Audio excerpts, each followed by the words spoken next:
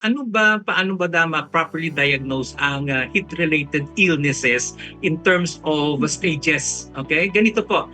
Ang ating general population ay maaring una, mag-uumpisa lang yan ng heat rush. Okay? Parang bungang araw, no? Sa mga matatanda. Parang basically bungang araw. Bakit nagkakaroon ng heat rush? Ang heat rush kasi ay isang way ng katawan natin para ilabas niya ang init ng sa loob ng katawan.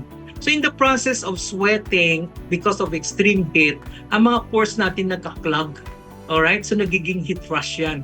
Alright? So isang sign yan, early sign na medyo heat develop ang heat sa loob ng katawan ng isang tao. Tapos, after that, pagka-extreme pa rin or continuous pa rin exposure sa init, maaari mag-progress yan to what we call heat fatigue or heat cramps. Heat cramps muna, no? So, ang mga muscle natin, basically, ito yung what you call this gastrocnemius natin, yung sa paa, ay meron tayong mga heat cramps, matitigas ang muscle natin because there is already the imbalance of the electrolytes, yung mga sodium natin, yung asin sa katawan. So, early sign pa rin yan. Kung matutuloy pa rin at hindi na agapan at tuloy-tuloy pa rin exposure ng worker, maaaring ma-develop na to what we call heat exhaustion. Alright? Yan na. Patindi, no?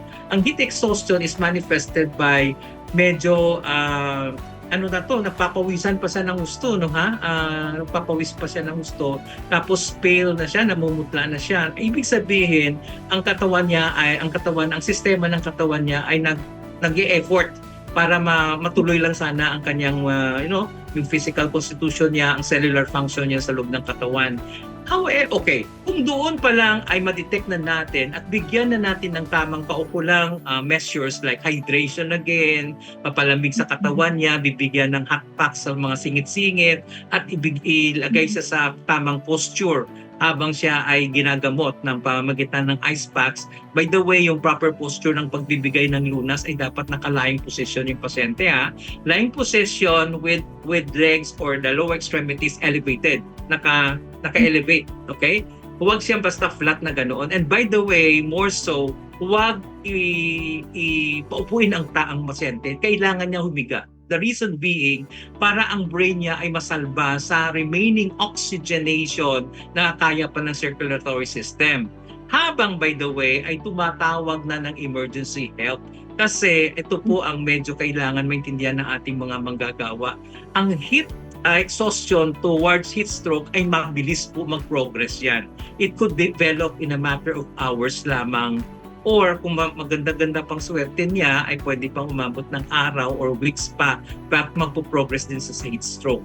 So therefore, early diagnosis again is the key there kasi pag huli ng lahat, pwede na maging irreversible and sad kung mahantong pa sa death na hindi naman dapat. Kung nabigyan na ng kaukulang lunas, ay sana nakasalba tayo ng death ng isang tao.